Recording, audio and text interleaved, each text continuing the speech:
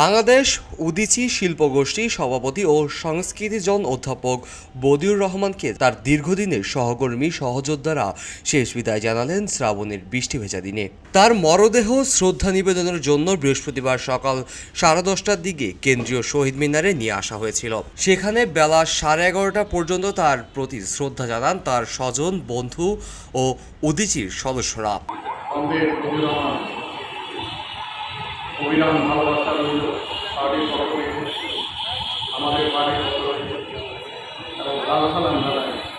তিনি যে কাজটি করে যেতে চেয়েছেন, যেই কাজটা নিয়ে তিনি জীবনের শেষ দিন পর্যন্ত সক্রিয় ছিলেন, সেই চিন্তা, সেই মূল্যবোধ, সেটা যেন আমরা সকলে বহমান রাখি।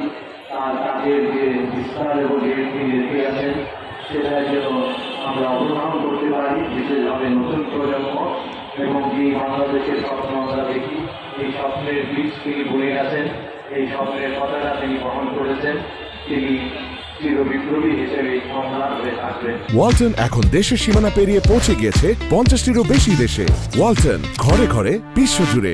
বদিউর রহমানের মরদেহ বরিশালে তার জন্মস্থানে নিয়ে যাওয়া হবে। সেখানে তার দাফন সম্পন্ন করা হবে।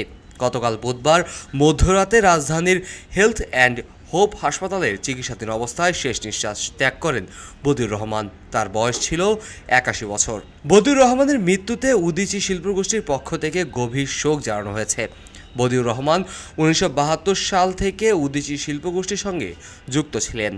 আমার যতটুকু সবটুকু আমার বাবার জন্য, আমার ভাইয়েরও জন্য, আমার মায়ের, কিন্তু বদিউর রহমান আপনাদেরও। আপনারা তাকে লালন করবেন, আপনারা তাকে ধারণ করবেন।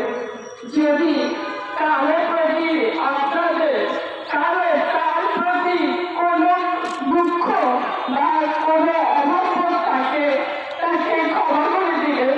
তারপরে যদি কিছু থাকে আমাকে জানাবেন, আমি ব্যবস্থা করবো। যদি যতটুকু পারি আমার বাবাকে আপনারা ক্ষমা করবেন। সে যেমন এই পৃথিবীতে ভালো ছিল, আমি জানি ওই পৃথিবীতে তিনি আরো বেশি ভালো থাকবেন।